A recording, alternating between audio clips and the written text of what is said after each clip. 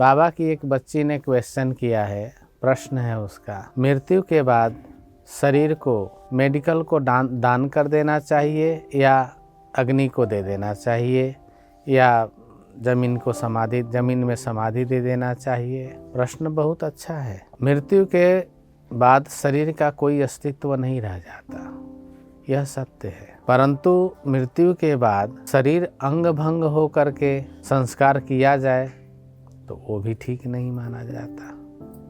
तो ऐसी अवस्था में दान ही करना है तो जीते जागते दान कर लो। मरने के बाद तो सब डेड हो जाता है, अब जीते जागते दान क्या करेंगे आप।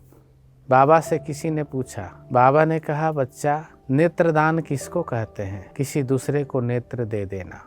आवश्यक नहीं है कि तुम अपना नेत्र ही दान करके उसको लगाओ। तुम्हारे पास सामर्थ्य हो तो डॉक्टर से मिल करके किसी नेत्रहीन व्यक्ति को औषधि की ज़रूरत हो या कोई नेत्र की बीमारी हो उसको ठीक करवा दो, ये भी नेत्रदान है। ऐसे ही शरीर का कोई भी ऑर्गन, कोई भी अंग आप दान कर सकते हैं। हमारे सनातन संस्कृति में दान की बहुत महिमा है।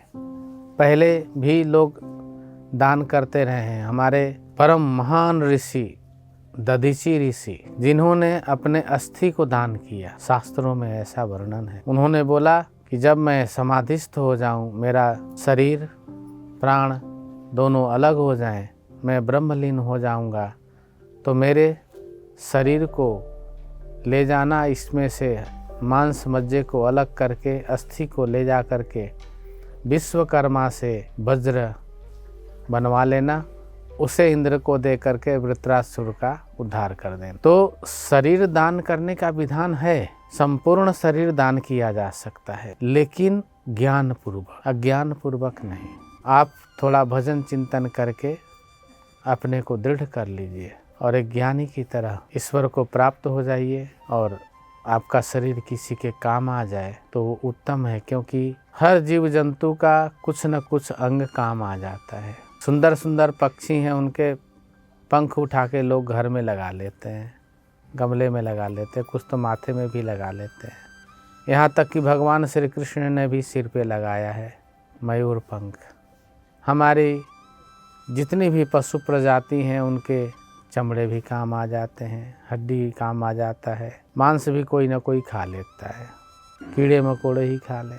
मनुष्य प्रजाति ऐसा है कि इसका कोई भी अंग किसी के काम नहीं आता। हाँ, पहले लोग कपाली लोग होते थे, खोपड़ी निकाल के उसमें पूजा वूजा कर लेते थे, अब वो भी बंद कर दिया। तो कोई भी अंग उसका काम नहीं आता। ऐसे में अगर ज़रूरत हो किसी को, तो जो हमारे मुख्य अंग हैं जैसे नेत्र है और जो भी ज़रूरत के अंग हैं दान किया जा सकता है, उसमें कोई दुख या कष्ट की बात नहीं है। कई लोगों ने ऐसा माना है कि अंग भंग होकर के शरीर का संस्कार होना ठीक नहीं है, ऐसा कहा गया है, मैं भी इसको मानता हूँ, परंतु जब शरीर ही है और इसको ख़त्म ही होना है, नष्ट होना है, तो किसी के उपयोग में आ जाए तो ये उत्तम है, इसको मैं अच्छा मानता हूँ।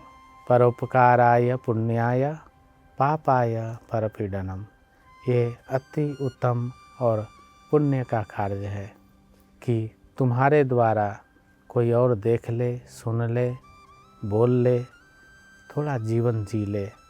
तुम तो चले ही गए, दूसरे को मुस्कान दे करके चले जाओ, दूसरे को नेत्र दे के चले जाओ तो बड़ा अच्छा लगेगा। गुरु कृपा आशीर्वाद है। राधे राधे।